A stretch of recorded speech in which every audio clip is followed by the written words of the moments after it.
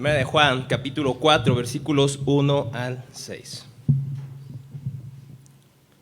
¿Está bien así, Erwin? ¿Sí? Ok. Porque siempre tengo problemas con el micrófono.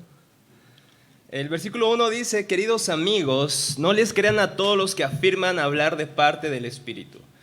Póngalos a prueba para averiguar si el Espíritu que tienen realmente proviene de Dios. Porque hay muchos falsos profetas en el mundo. Esa es la manera en que sabremos si tienen o no al Espíritu de Dios. Si una persona afirma ser profeta, reconoce que Jesucristo vino en un cuerpo humano, esa persona tiene el Espíritu de Dios. Pero si alguien afirma ser profeta y no reconoce la verdad acerca de Jesús, aquella persona no es de Dios. Tal persona tiene el espíritu del anticristo, el cual ustedes oyeron, que ya viene y de hecho ya está aquí. Versículo 4, pero ustedes, mis queridos hijos, pertenecen a Dios, ya lograron la victoria sobre esas personas, porque el espíritu que vive en ustedes es más poderoso que el espíritu que vive en el mundo. Esas personas pertenecen a este mundo, por eso hablan desde el punto de vista humano y el mundo les presta atención. En cambio, nosotros pertenecemos a Dios. Y los que conocen a Dios nos prestan atención. Como ellos no pertenecen a Dios, no nos prestan atención. Así es como sabemos si alguien tiene el espíritu de verdad o el espíritu del engaño. Oremos, hermanos. Señor, nuestro Dios y nuestro Padre, gracias a Jesucristo, ya que por esa gracia que nos has mostrado en la cruz, hoy podemos presentarnos delante de ti, Señor, aun con todo lo que somos, tan pecadores, tan rebeldes, tan idólatras, Señor, tan merecedores de tu castigo, pero gracias a los méritos de Cristo, gracias a Jesucristo, es que hoy podemos, Señor, acercarnos a ti, Señor. Podemos acercarnos a la zarza ardiente, podemos acercarnos a la tierra santa, ir al monte santo, ir a tu tabernáculo, Señor, por medio de la carne de Cristo, por medio de su cuerpo molido en la cruz del Calvario en nuestro favor. Y porque Él se hizo carne y fue vindicado por el Espíritu, es que hoy estamos aquí, Señor. Hoy deseamos oír la voz de nuestro pastor. Hoy deseamos oír que tu palabra, Señor, hable en lo profundo de nuestros corazones, Padre, que seas tú, Señor, hablando otra vez en este sermón, a pesar del predicador, a pesar de sus limitaciones, deficiencias, Señor. Padre, que tu Santo Espíritu ilumine a nuestros corazones la belleza infinita de Cristo. Permítenos que al oír esta enseñanza, Señor, no solamente nuestras mentes sean informadas, sino que nuestros corazones sean transformados con el poder de tu verdad, que solamente, Padre, tu palabra sea expuesta para tu gloria y para el bien de la iglesia. Te lo pedimos en Cristo Jesús, nuestro Señor. Amén. Mis hermanos, en este texto que acabamos de leer, tenemos que entender algunas cuestiones antes de estudiar o de exponer este texto. Tenemos que pensar en la iglesia de los primeros siglos, en la iglesia primitiva. En esta época de la iglesia primitiva, como ha sucedido quizá en todas las generaciones, ha estado llena de controversias, de herejías, de conflictos, polémicas y también de muchas burlas en contra de nuestra fe. Eso no es algo nuevo, no es algo que está sucediendo en nuestros días, es algo que viene desde los inicios de la misma iglesia. Algunos acusaban a los cristianos, por ejemplo, de que eran anarquistas, de que eran sediciosos. ¿Por qué? Porque no adoraban al César, como si adoraban a Jesucristo. Ellos decían, no podemos adorar a César y declarar que Él es Dios, solamente tenemos un Dios trino, Dios Padre, Dios Hijo y Dios Espíritu Santo. Llamaban rebeldes por eso. También les llamaron ateos. No sé si lo pueden creer eso. Pero había muchos dioses en la época romana y a los cristianos les decían, miren, tienen que adorar estos dioses si quieren llevar la paz con nosotros. Era la tolerancia como la de nuestros días, una tolerancia no tan tolerante, ya que si no adorabas estos dioses, bueno, te convertías en un ateo y eras odiado. Y esto parece increíble, pero bueno, el punto era acusarlos de algo a los cristianos. Pero también se les llamaba gente tonta. No sé si te han dicho alguna vez eso por creer en Cristo, en el cristianismo.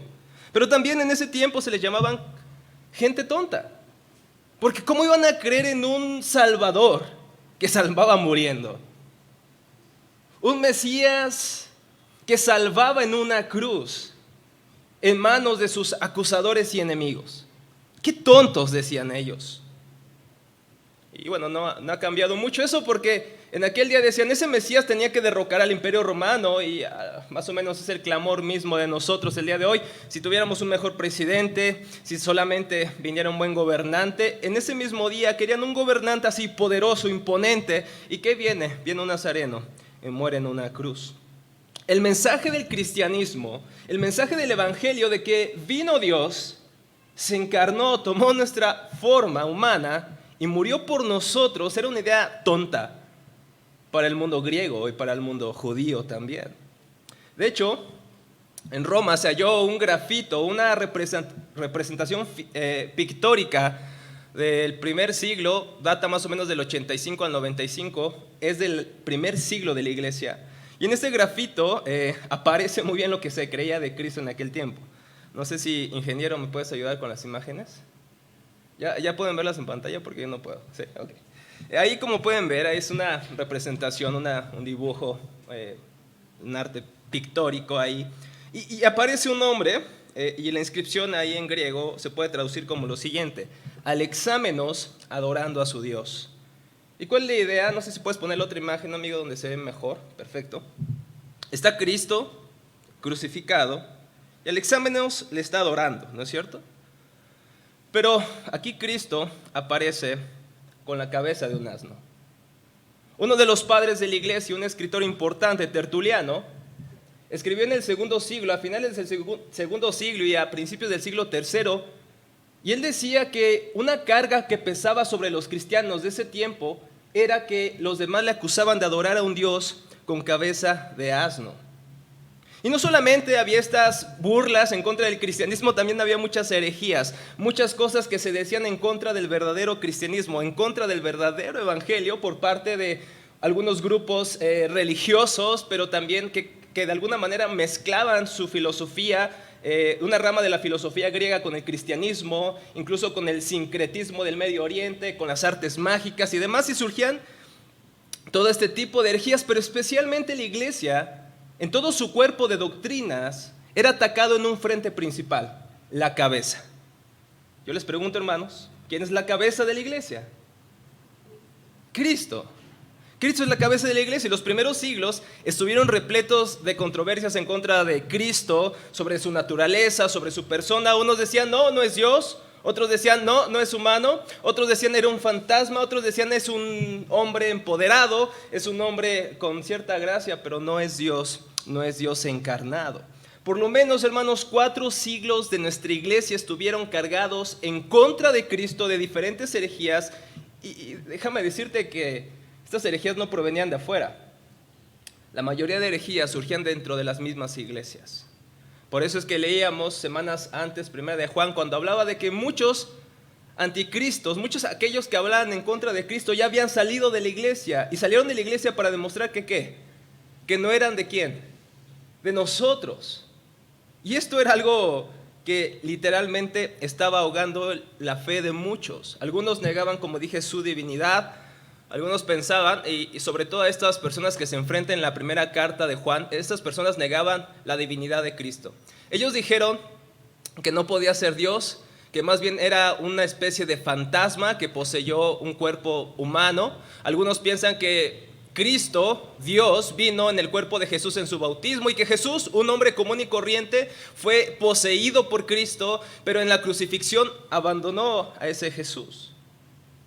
Algunos decían, como he dicho, que tampoco era humano, que no era Dios.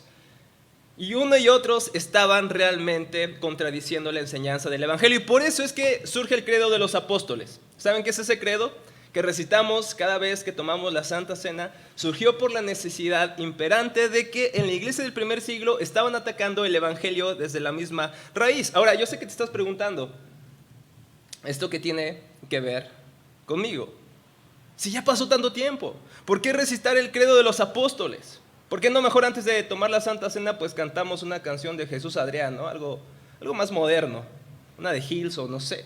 ¿Por qué recitar el credo de los apóstoles? Y precisamente es por eso que hoy vamos a ver el texto, vamos a estudiar este texto de primera carta de Juan, versículo 1 al 16. Y quisiera que tomaras nota de la relevancia, hermanos, de este texto, no solamente para los días de la iglesia primitiva, sino para nuestros propios días. Este texto tiene algo que decirnos. Pues como dijo Martín Lutero, la Biblia no es ni antigua ni moderna, es eterna. Por lo tanto, tiene algo que decirnos. Quiero que pensemos esta mañana en 3 ideas fundamentales que podemos ver en este texto. 3 ideas fundamentales que vamos a estar abordando a lo largo de este sermón. Número 1, una enseñanza destructiva. Una enseñanza destructiva. Número 2, una prueba definitiva. Y número 3, una victoria absoluta. A este sermón le titulé, ¿tienes ahí el título, Irving? Bueno, ese no es, porque se lo cambié. Más que una mera confesión. Más que una mera confesión. Pero también es una victoria definitiva y absoluta. Y quiero que piensen alrededor de esta idea. ¿Qué hay detrás de atacar la persona de Cristo? ¿Por qué no solamente en el primer siglo, sino hoy en día nuestra fe es atacada por diferentes maneras? Y quiero que vean la relevancia de esto porque no estamos viviendo tiempos pacíficos, tiempos en que nuestra fe es aceptada, aplaudida y abrazada por todos. Al contrario, vivimos una tendencia contracristiana. La cultura cristiana, la religión cristiana es el principal frente, el principal enemigo de la ideología en muchos sentidos en nuestra época. Y quiero que vean esto, ¿cuál es la tendencia de nuestros corazones a destruir el evangelio? Versículo 1 de 1 de Juan 4 dice: queridos amigos, no les crean, no dejen de creer a todos los que afirman hablar de parte del Espíritu. Pónganlos a prueba para averiguar si el Espíritu que tienen realmente proviene de Dios, porque hay muchos falsos profetas en el mundo. Juan empieza con esta frase de cercanía: queridos amigos, queridos hijos, amados. Esa es la idea. Juan está expresando que realmente está interesados en ellos. No solamente les está hablando doctrina y está señalando a los falsos maestros, pero ¿por qué lo está haciendo? Porque aquellas personas a las que les escribe realmente las ama. Y por eso les dice, les advierte, como nosotros hacemos con las personas que amamos, les advertimos del peligro. Dice, no les crean a todos los que afirman hablar de parte del Espíritu. Y esta palabra es elemental para ellos porque en ese tiempo iban muchos predicadores, ¿verdad? Como el día de hoy, itinerantes. Iban de iglesia en iglesia y decían, tengo una revelación del Espíritu Santo, tengo una palabra fresca. ¿Quién ha escuchado eso? ¿No? Llegan y, oye, tengo una palabra fresca, wow, dámela, por favor, la necesito. Y era lo mismo en ese tiempo, no estamos muy distantes. Y bueno, estos predicadores, lamentablemente, a pesar que abundaban, también abundaban sus errores.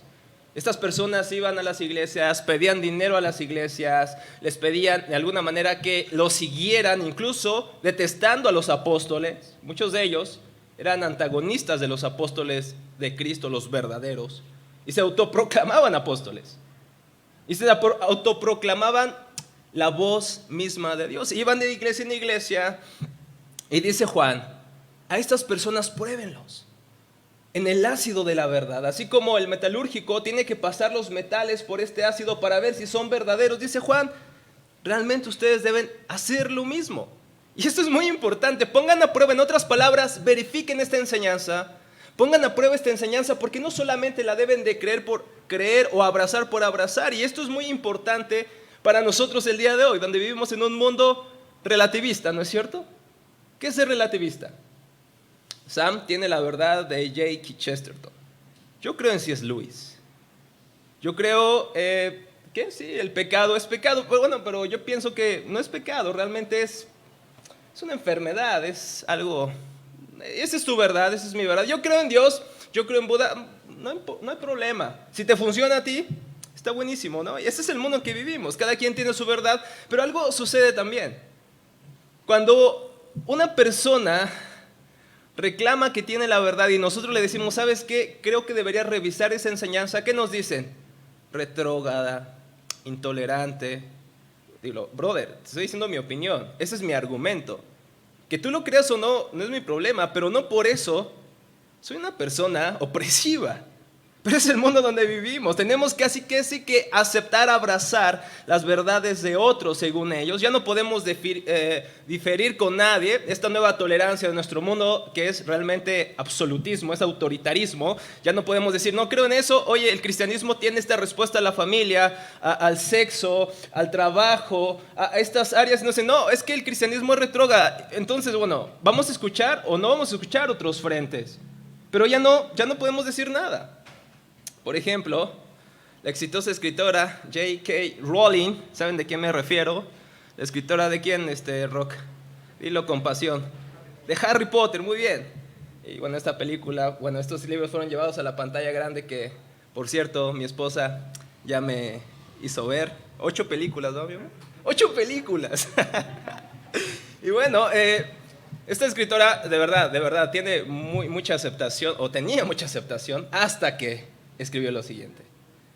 Unas activistas del movimiento pro las mujeres, según ellas, trans, el movimiento trans, una mujer estudiada dijo, no, es que una mujer es mujer y un hombre es un hombre, la biología lo dice, por eso llevaron a que esta mujer renunciara a su trabajo. Rowling escribió pues un poco indignada, y Rowling no es cristiana, quiero que noten esto, Rowling no es cristiana, y escribió lo siguiente: vístete como quieras, llámate como quieras, acuéstate con cualquier adulto que te acepte, vive tu mejor vida en paz y seguridad, pero obligar a las mujeres a dejar su trabajo por afirmar que el sexo es real. Eso lo puse en un tweet que causó una polémica mundial. Y no solamente de aquellos que venían de la agenda trans, sino también de los mismos seguidores de las películas de Harry Potter, incluso los mismos actores, a que gracias a Rowling obtuvieron millones de dólares. Sin embargo, de pasar a ser una increíble escritora, por decir algo que a la agenda cultural no le pareció, ahora es odiada y hasta censurada. ¿Realmente vivimos en un mundo tolerante? ¿Qué piensan? Vivimos en un mundo donde dice, sí, expresen lo que quieran, ¿no? Realmente vivimos en un autoritarismo ideológico. Si no estás de acuerdo conmigo, si no estás de acuerdo con esta agenda, entonces no puedes ser una buena persona. Y no solamente los ataques vienen de fuera, la mayoría vienen dentro de la iglesia. Muchas iglesias han sido cerradas, muchos ministros han sido quitados de su cargo por no casar a personas del mismo sexo. Y bueno, dice, esa es mi creencia como pastor. Un pastor dice eso, yo no quiero casar a 2 personas del mismo sexo porque la Biblia dice esto. Intolerante, retrógrada, te cerramos tu iglesia. Wow. No sé si pueden ver la nueva tolerancia, tan intolerante. Y lamentablemente esto está surgiendo, muchas iglesias, o si lo puedo denominar así, están haciendo esto, están aceptando a la agenda LGTB, la teología liberal, ideología de género, y hay un movimiento también llamado de construcción de la fe. Hay que redefinir la fe, nos dicen, hay que redefinir nuestras creencias. Creo en Cristo, pero no creo en la iglesia, no creo en el cristianismo. Una escritora de una saga de vampiros, era atea, se convierte ella según el cristianismo, pero después escribió lo siguiente, y lo pueden encontrar en The Guardian, esta revista digital. No les voy a decir el nombre porque es muy famosa, más que Rowling, creo. Decía, en el nombre de Cristo, fíjense cómo escribe esto, en el nombre de Cristo renuncio al cristianismo y a ser cristiana, amén. Y ella es parte de un movimiento de la deconstrucción de la fe. No vamos a ir a la iglesia, no creemos en la iglesia, creo en Cristo, pero no creo en los cristianos, no creo en la definición del evangelio. Según mi perspectiva, vamos a ir otra vez construyendo el evangelio. Esa es una amenaza de la misma forma de las amenazas que podemos ver en el primer siglo. Quiero que entiendas que ese no es el problema de los primeros cristianos a los que Juan escribe. También estamos en una misma situación. Juan escribe porque hay muchos falsos profetas en el mundo. Por eso es que los pone en alerta y les dice, prueben estas personas. Y los cristianos ya realmente somos esas personas odiadas porque decimos tener solamente una verdad. ¿Y quién es esa verdad? Es Cristo. Y no porque no lo imaginemos, Es porque nuestra regla suprema de autoridad, que son las Escrituras, lo dice. Jesucristo lo dijo. Y noten que lo dijo aquel que muchos que deconstruyen la fe sí dicen creer, pero no sé en qué Cristo cree. Porque Cristo dijo, yo soy la verdad, yo soy el camino, la verdad y la vida. No hay un artículo indefinido, no, yo soy un camino, yo soy una verdad, yo soy una vida. No, es yo soy el camino, yo soy la verdad y yo soy la vida. No hay muchas verdades, no hay muchos caminos, no hay muchas vidas, solamente existe una y es Cristo. Por eso es que debemos de probar toda enseñanza. Pero ¿cuál es esa prueba? Eso nos lleva a nuestro segundo punto, una prueba definitiva. Veamos otra vez el versículo 2 de 1 de Juan 4. 1 de Juan 4, 2. Esa es la manera en que sabremos si tienen o no el Espíritu de Dios. En otras palabras, esa es la forma en que veremos si las enseñanzas que escuchamos son verdaderas, que provienen del Espíritu de Dios. Si una persona que afirma ser profeta reconoce que Jesucristo viene en un cuerpo humano, esa persona tiene el Espíritu de Dios. Pero si alguien afirma ser profeta y no reconoce la verdad acerca de Cristo, ¿cuál es la verdad acerca de Cristo? ¿Cuál es la verdad? Lo acabamos de leer. Que Jesucristo vino en carne. En otras palabras, aquel que no cree en el Evangelio. ¿Y qué es el Evangelio? Víctor, Rodrigo nos lo han definido muchas veces, tanto en las clases como en estos sermones. El Evangelio es que Cristo tomó nuestra forma humana, se encarnó, vivió una vida que nosotros jamás soñaríamos con vivir, ni podemos, ni queremos hacerlo. Murió la muerte que nosotros merecíamos, que perfecta y plenamente merecíamos. Padeció como un injusto, como el más vil pecador, pero no porque lo era, sino porque nosotros lo somos. Pero ahí no termina el Evangelio. Él resucitó. El Padre aprobó ese sacrificio, consumado telestai, todo está hecho. Y eso no es todo el Evangelio. Él ascendió a los cielos y prometió, ¿qué, hermanos? Volver y poner todas las cosas en orden, en su lugar. Aquel que no reconoce esa verdad no es de Dios, dice nuestro hermano Juan. ¿Cómo sabemos, hermanos, que una persona habla de parte de Dios? ¿Cómo sabemos que es un verdadero mensaje? Aquí está la prueba. Un verdadero mensajero es aquel que confiesa que Jesucristo tomó forma de hombre, dejó su trono, como dice Filipenses 2, Él se vació a sí mismo, se vació de su gloria, renunció al ser igual a Dios, renunció a la alabanza de los ángeles, renunció a vivir en paz, deleite eterno con su Padre y el Espíritu Santo, y tomó forma de hombre, vino a pisar esta tierra polvorienta de nuestro mundo, vino a vivir entre pecadores, burladores, aquellas personas que buscaban matarlo, que buscaban burlarse de él. Tomó nuestra forma humana. Y Juan dice, ha venido en carne, para indicar que Cristo ha tomado nuestra naturaleza. Como escribe el comentarista Simon Kiesmaker, el cristiano reconoce al Espíritu de Dios en todo aquel que abiertamente confiesa que Jesucristo es a la vez humano y también es divino, y que ese Jesucristo es el Hijo de Dios, que ha venido en la carne. Aquí, dice Kiesmaker, tenemos entonces el principio establecido para probar si una enseñanza determinada proviene del Espíritu Santo. Esta es la prueba definitiva. Así que aquel que se niega a reconocer esto no está negando un punto secundario de nuestra fe, déjenme decirles. Está negando la médula misma de nuestra fe. Lo que hace posible nuestra fe. Lo que hace posible que exista la iglesia de Jesucristo. Lo que hace posible que hoy pudiéramos venir, cantar, adorar y orar como hermanos. Versículos atrás, Juan escribe lo siguiente. ¿Y quién es ese mentiroso? El que dice que Jesús no es el Cristo. El que niega al Padre y al Hijo es un anticristo. El que niega al Hijo tampoco tiene al Padre, pero que el que confiesa al Hijo tiene también al Padre. Y quisiera, hermanos, que notáramos la importancia que reside en este texto. Sin esta verdad de la encarnación de Cristo, nuestra fe es una mentira, es una farsa.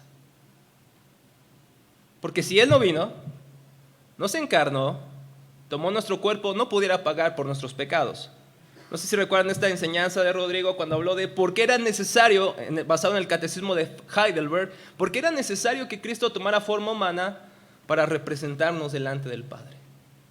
Si Él no se encarnó, entonces nuestra fe es una farsa.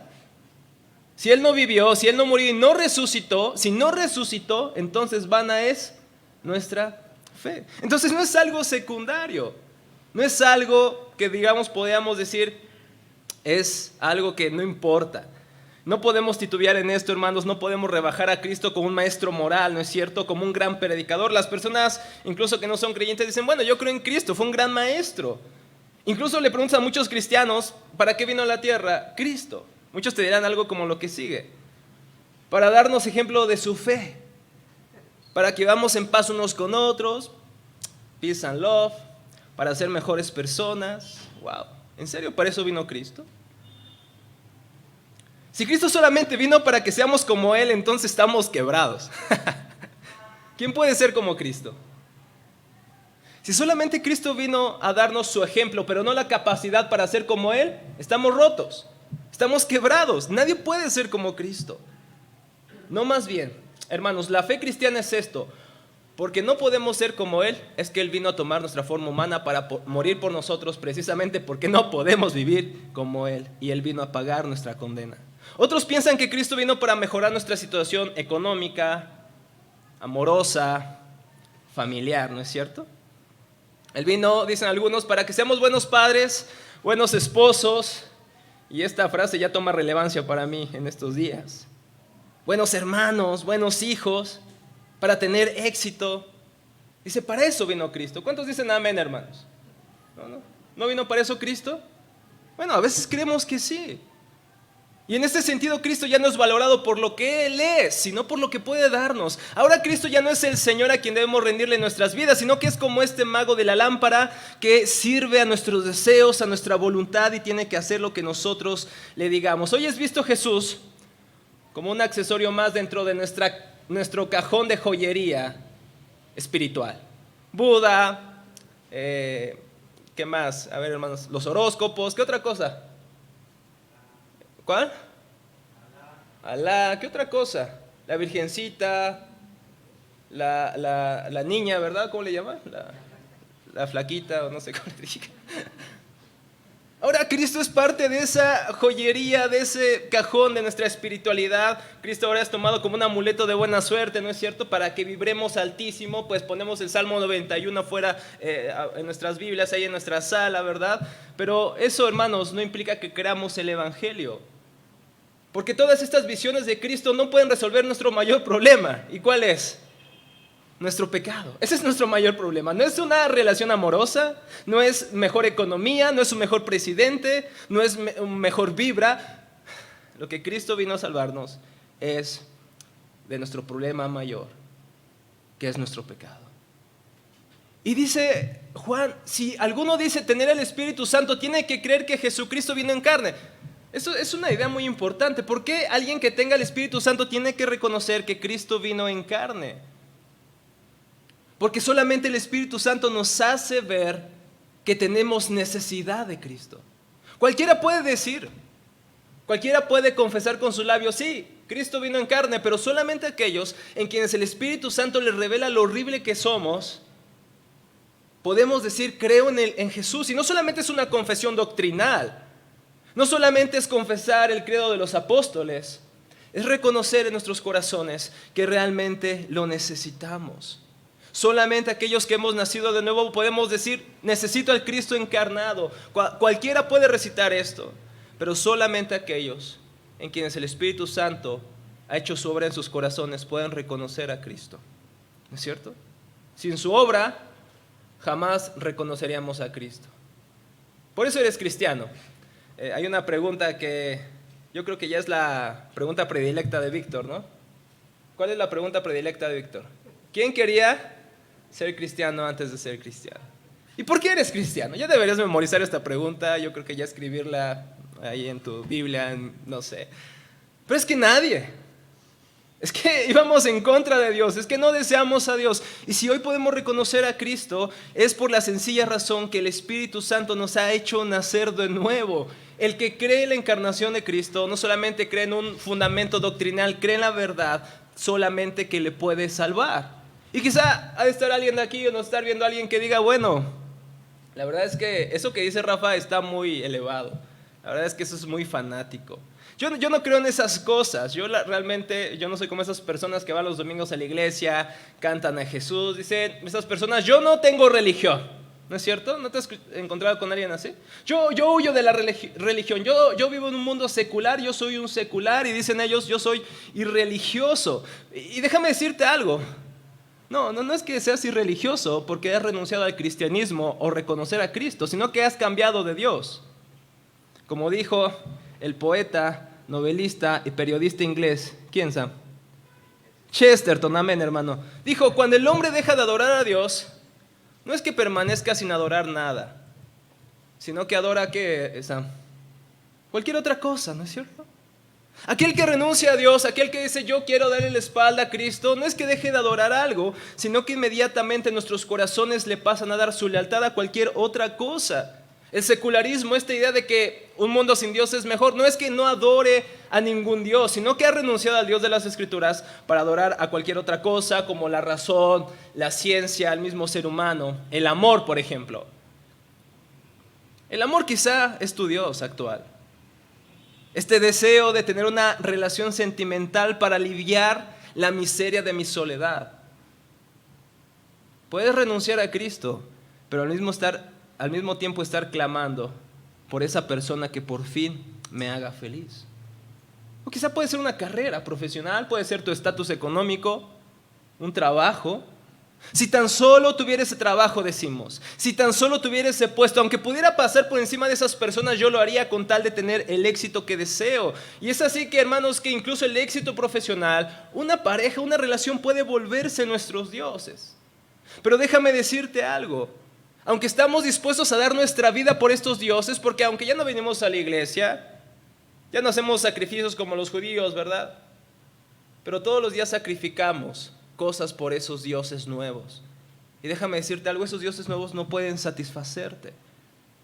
Esas cosas fueron creadas para apuntarte al único que puede hacerlo, al único que puede satisfacer verdaderamente nuestros corazones, pero nos contentamos con muy poco.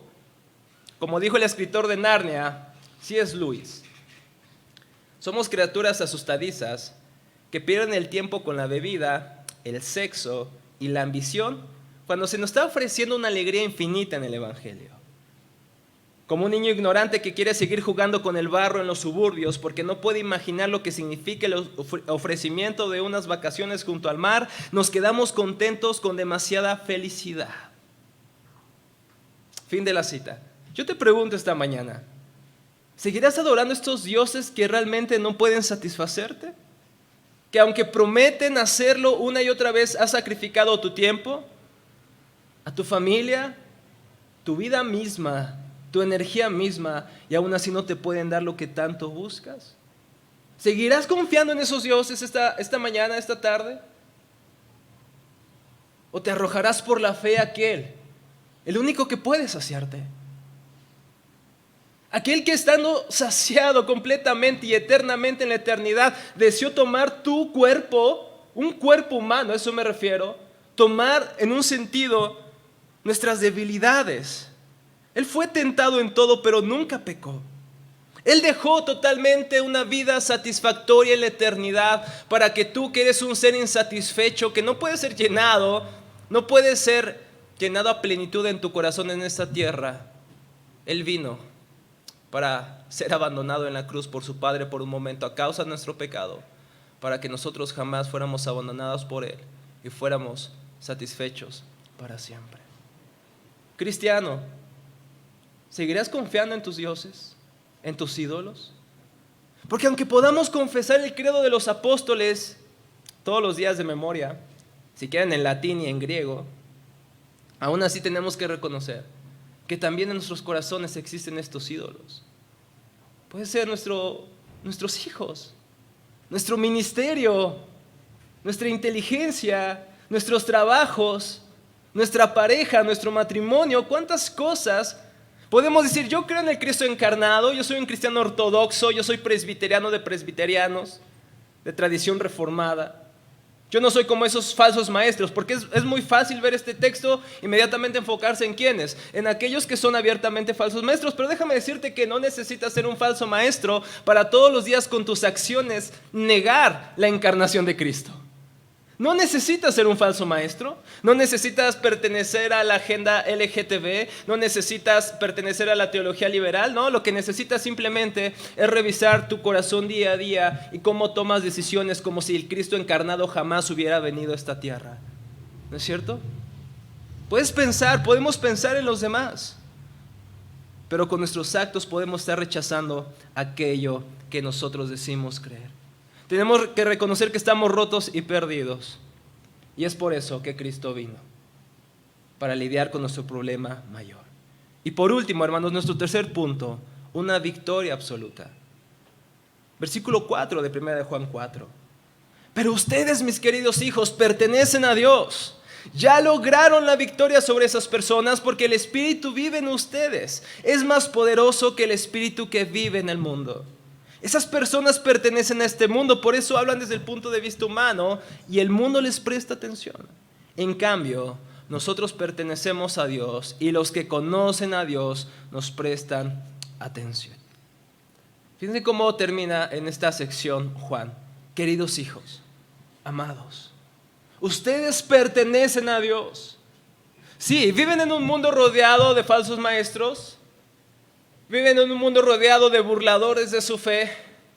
Viven en un mundo donde se amenaza destruir el cristianismo. Sin embargo, recuerden algo.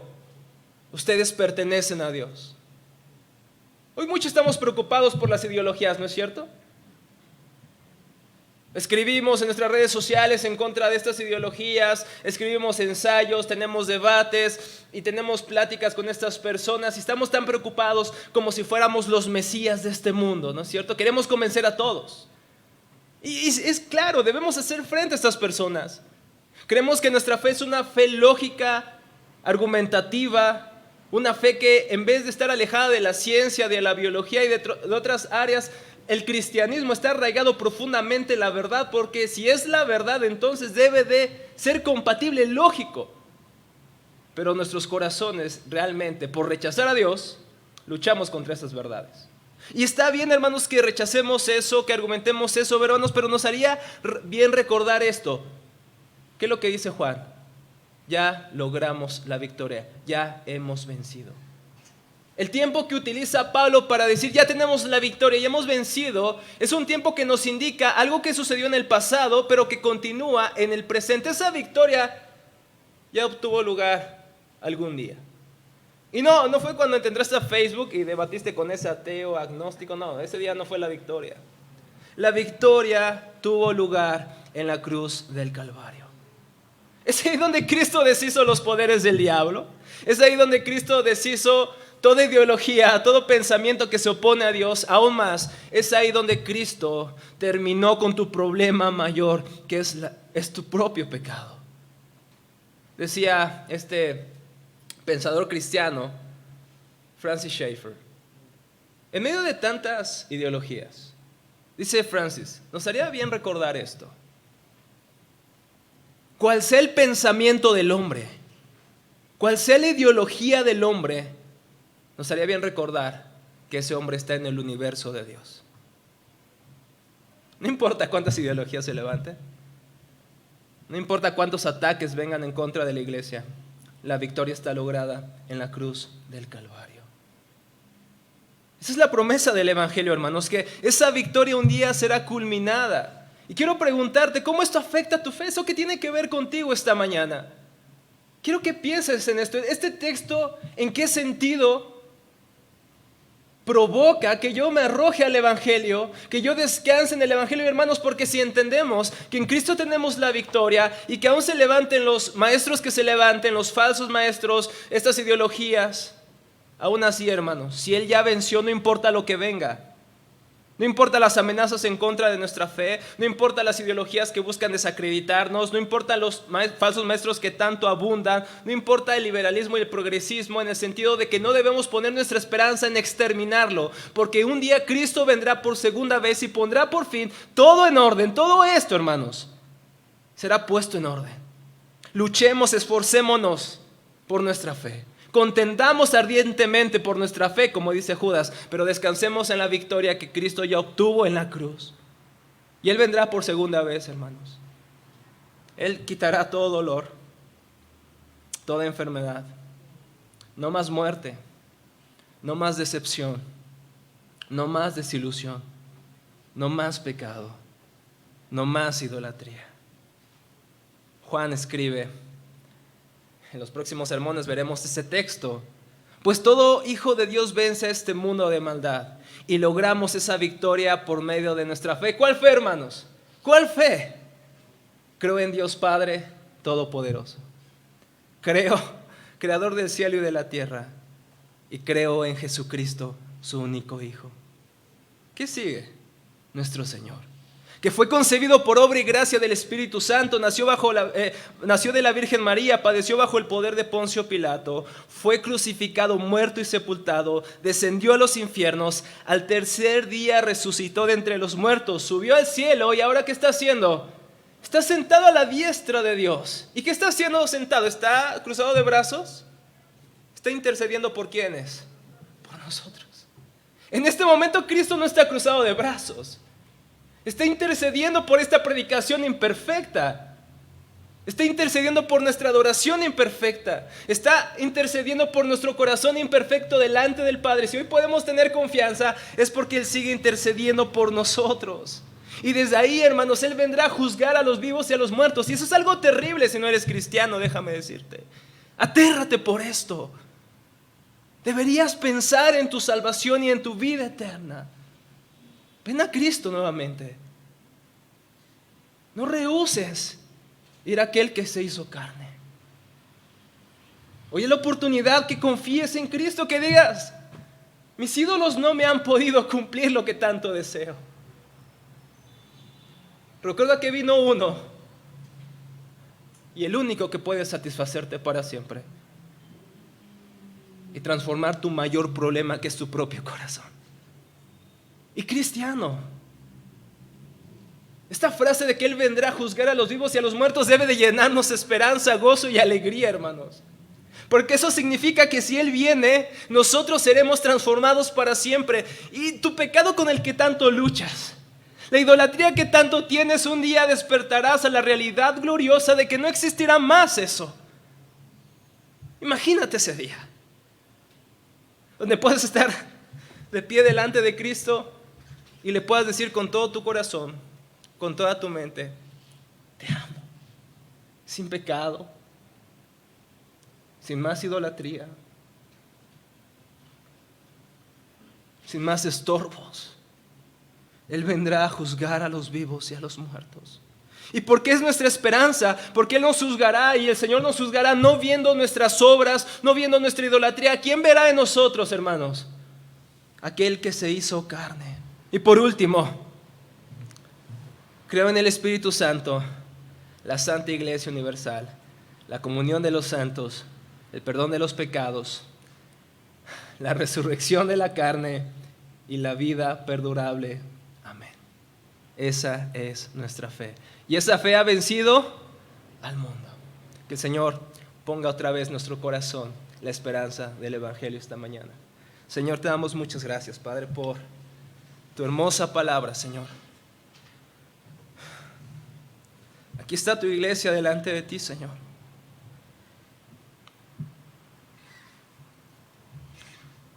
Ayúdanos a recordar nuevamente esta esperanza bendita y gloriosa que tenemos en el Evangelio, Señor.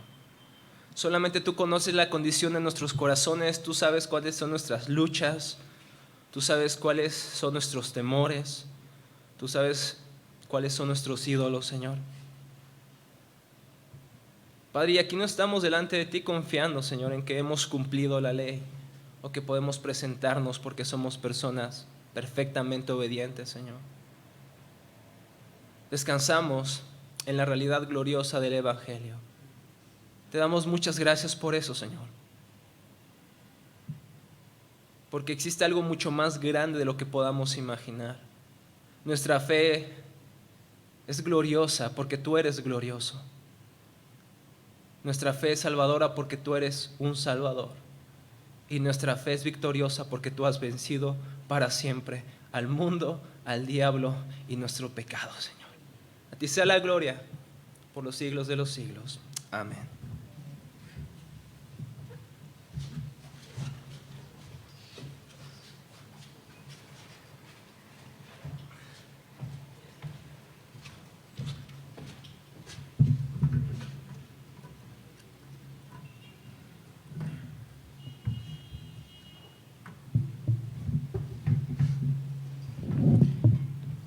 Damos gracias al Señor por esta buena palabra que hemos recibido esta mañana, y el Señor también nos dejó un símbolo, un recordatorio de lo real que fue su venida a este mundo, que realmente Él vino en carne, pero no solamente vino en carne, vino a dar su carne. Vino a ser destrozado por ti y por mí. A través de ese cuerpo fluía sangre, y esa sangre fue derramada hasta la última gota por ti y por mí. Qué bueno es recordar eso. Qué bueno es recordar que Él realmente vino a entregar su vida para salvarnos. Que realmente vino a entregar su vida para, como dijo Rafa, algún día podamos decirle sinceramente, te amo. Y nuestros corazones sean completamente satisfechos en Él. Yo anhelo ese día. Tú anhelas ese día.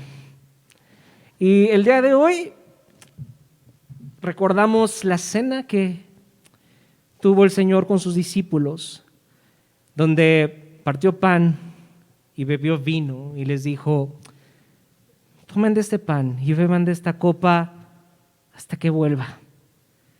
Y haciendo esto anuncian que en verdad morí por ustedes, que la salvación fue completa, que hay victoria.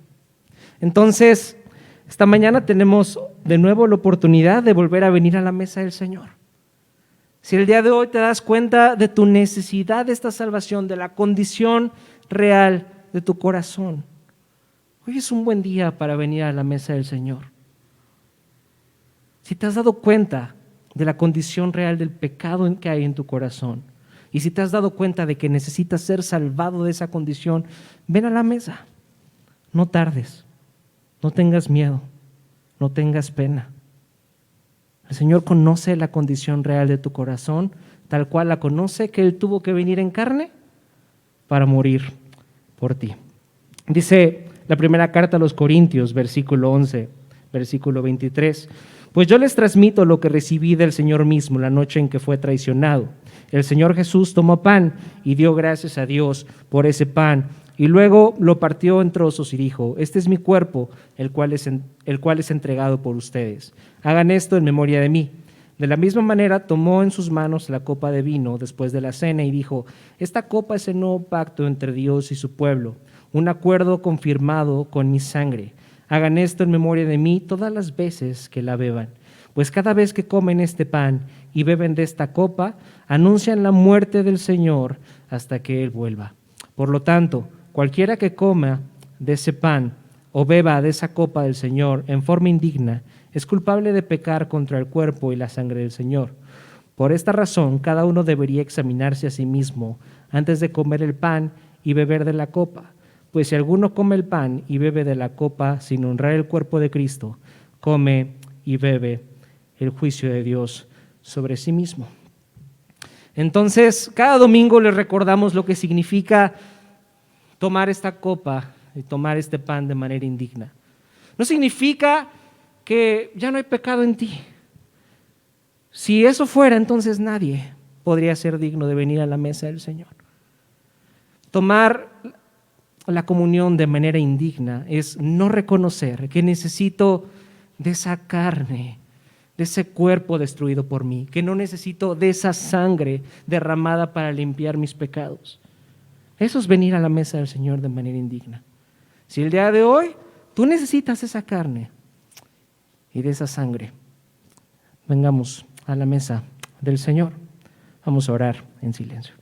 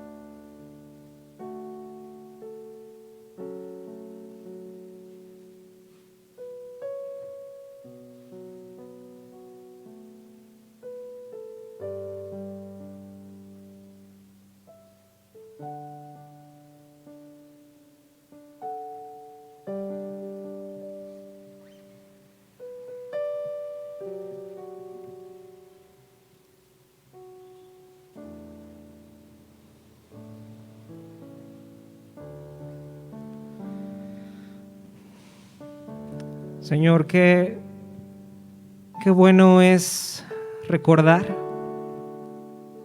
que te necesitamos, Señor. Permite que no olvidemos cada día, Señor, a cada segundo, cuán dependientes somos de ti, Señor. Padre, gracias por dejar tu gloria, Señor. Gracias por dejar esa posición, Señor, donde todos los ángeles te alababan y cantaban tu nombre, Señor. Y venir a este mundo, Señor.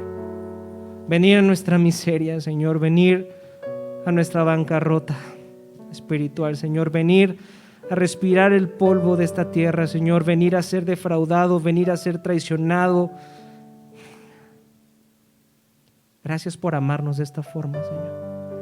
Gracias porque nadie te quitó la vida, Señor. Tú la entregaste porque nos amaste. Porque nos amas tanto que quieres que seamos tus hijos y vengamos a ti como nuestro Padre. Padre, que esta mañana, Señor, esta tarde, al sentir el pan en nuestros labios, en nuestros dientes, en nuestra lengua, Señor, al sentir la dulzura del jugo de uva, podamos recordar que así de real, Señor, es tu amor por nosotros cada día, Señor. Permítenos ser este amor. Padre, no permitas que nuestros corazones se refugien en algo que no seas tú, Señor. Estorba nuestros planes de alejarnos de ti, Señor, y que cada día podamos darnos cuenta de que tú eres lo único que necesitamos, Señor. Permítenos venir a esta mesa, Señor, una vez más, recordando que necesitamos ser salvados de nosotros mismos, de la maldad de nuestro corazón, de nuestro deseo natural de rebelarnos en tu contra y de buscar otros dioses que nos salven en lugar de ti, Señor. Te necesitamos, Señor. Te necesitamos. Y gracias por recordarnos cuánto nos amas cada día, Señor. Te bendecimos y te glorificamos en el nombre precioso de tu Hijo Jesucristo. Amén. Y gracias a esa victoria de la que nos habló Rafa en su sermón, es que hoy tenemos la oportunidad de venir a confesar públicamente cuál es la verdad en la que creemos. Y el credo de los apóstoles resume esta verdad de una manera excepcional. Y vamos a leerlo, vamos a ponernos de pie y vamos a confesar lo que creemos. Cristianos, ¿en qué creen? Creen en Dios Padre Todopoderoso, Creador del cielo y de la tierra. ¿Creen en Jesucristo, el Hijo de Dios? ¿Creen en Jesucristo, su único Hijo y Señor nuestro, que fue concebido del Espíritu Santo, nació de la Virgen María, padeció bajo el poder de Poncio Pilato, fue crucificado, muerto y sepultado, descendió a los infiernos, al tercer día resucitó de entre los muertos, subió al cielo y está sentado a la diestra de Dios Padre Todopoderoso, y desde allí vendrá al fin del mundo a juzgar a los vivos y a los muertos. ¿Creen en el Espíritu Santo? Creo en el Espíritu Santo, la Santa Iglesia Universal, la comunión de los santos, el perdón de los pecados, la resurrección de la carne y la vida perdurable. Amén. Entonces, si alguna vez alguien te pregunta, oye, yo he escuchado que tú eres cristiano, ¿en qué crees? Recítale el credo de los apóstoles. Ese es en lo que creemos. Entonces, ya se dieron cuenta que aquí adelante hay algunas mesitas con pan y con jugo de uva. Entonces, aquellos que no traigan sus elementos y quieran participar de la cena del Señor, vamos a dar unos minutos para que puedan pasar por los elementos. Entonces, adelante.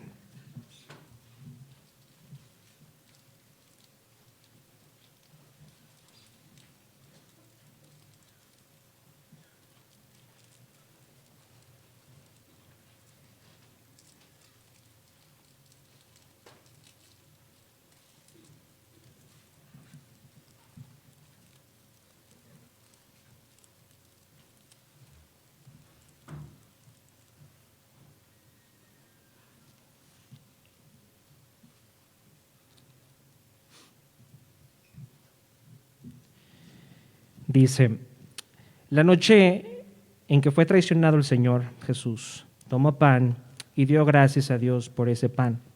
Luego lo partió en trozos y dijo, este es mi cuerpo, el cual es entregado por ustedes.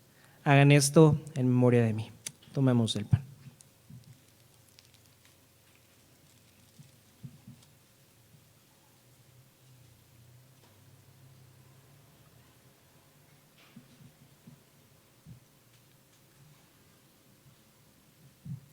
De la misma manera, tomó en sus manos la copa de vino después de la cena y dijo, esta copa es el nuevo pacto entre Dios y su pueblo, un acuerdo confirmado con mi sangre. Hagan esto en memoria de mí todas las veces que la beban. Tomemos de la copa.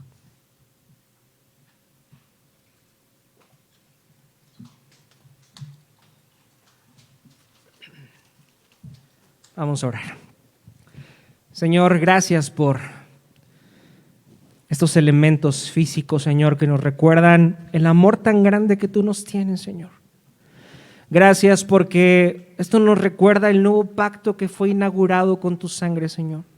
Un pacto que ya no depende de lo que yo haga, Señor, o de lo que yo deje de hacer, sino que depende única y exclusivamente de tu obra perfecta por mí, de tu vida, de que hiciste lo que yo soy incapaz de hacer, Señor, de que moriste la muerte, Señor, que cada uno de nosotros merecía, Señor, pero que resucitaste, Padre, de que en verdad viniste en carne, esa carne fue rota, pero esa carne también resucitó, porque tu obra fue perfecta y tu obra fue aceptada por Dios.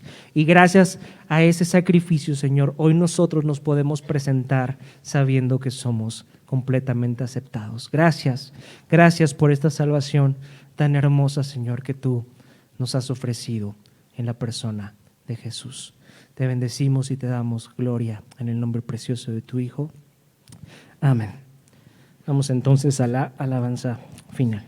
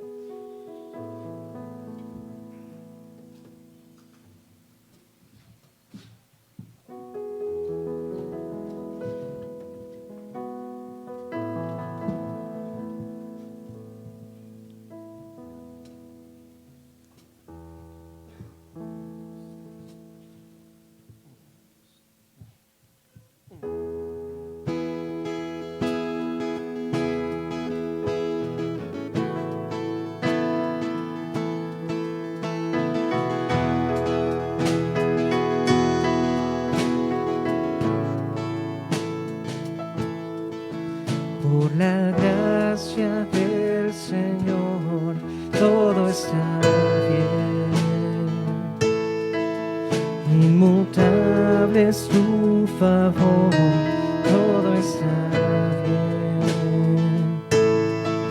Su preciosa sangre sana, su perfecta gracia salva, con su fuerza nos abraza, todo está bien. En tribulación o en pena, todo está bien.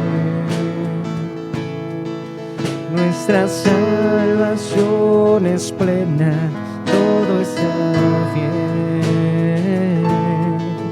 Pues con gozo en Dios confiamos, frutos en su Hijo damos, y en su Espíritu andamos, todo está bien. Esperamos que amanezca, todo está bien. La fe canta en la tristeza, todo está bien. El amor del Padre es fuerte, Cristo es la eterna fuente. En la vida o en la muerte, todo está bien. Por la